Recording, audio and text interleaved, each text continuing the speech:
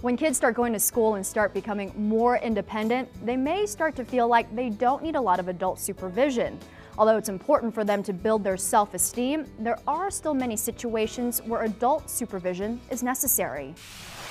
Well, I've invited my friends James and Josie over today to talk about how to actively supervise older children. Thanks for being here. Thanks for having us. So my kids keep telling me they're old enough now, they don't need me to watch them as much anymore, but I'm still not sure that I want to leave them alone completely. I feel like there's some times when I need to actively participate in some of their activities. Do you think I'm being overprotective? Probably not. While it's important to acknowledge an older child's independence, it's also important to know that there are situations in which active adult supervision is absolutely required. There are situations in which parents can understand the inherent risks and dangers better than their kids can.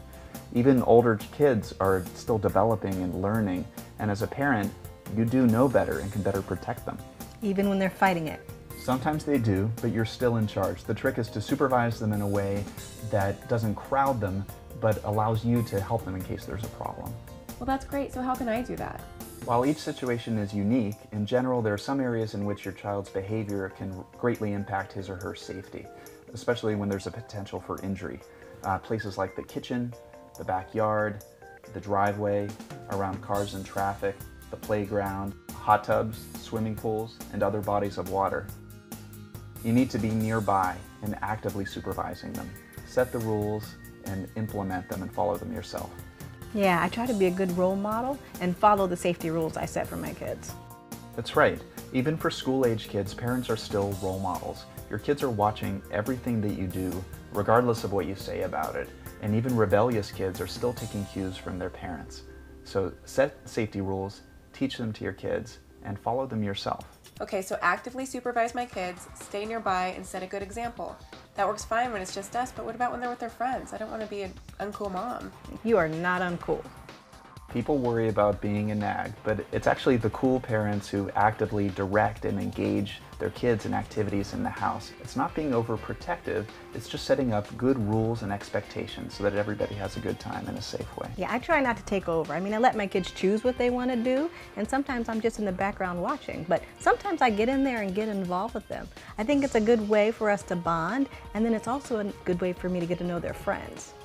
Okay, so my kids tell me all the time about the things that they do at their friends' houses, but how can I be sure their parents are supervising? It's a good point. It's a smart idea to talk to the other parents about any concerns that you might have, like if your child takes medications or has allergies to pets. And when your child gets home from a friend's house, ask them, what did you do there? And you can get a sense if the level of supervision was something that you'd be comfortable with. Okay, so another tough time for us is when we're at the big gathering of people. Lots of parents, kids, when we're at the park. Any ideas for those kinds of situations? Yes, because everyone wants to visit.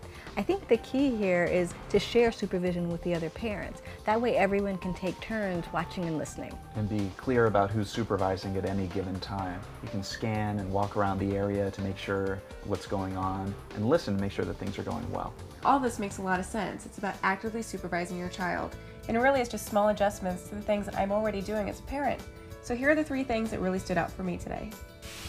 Number 1, active supervision is required whenever there's a potential for injury. Number 2, engage in direct activities for older children. Number 3, in group settings, share supervision with other adults. As parents, it's great to watch our kids become more independent, but some situations require adult supervision. Trust yourself, you know what's best.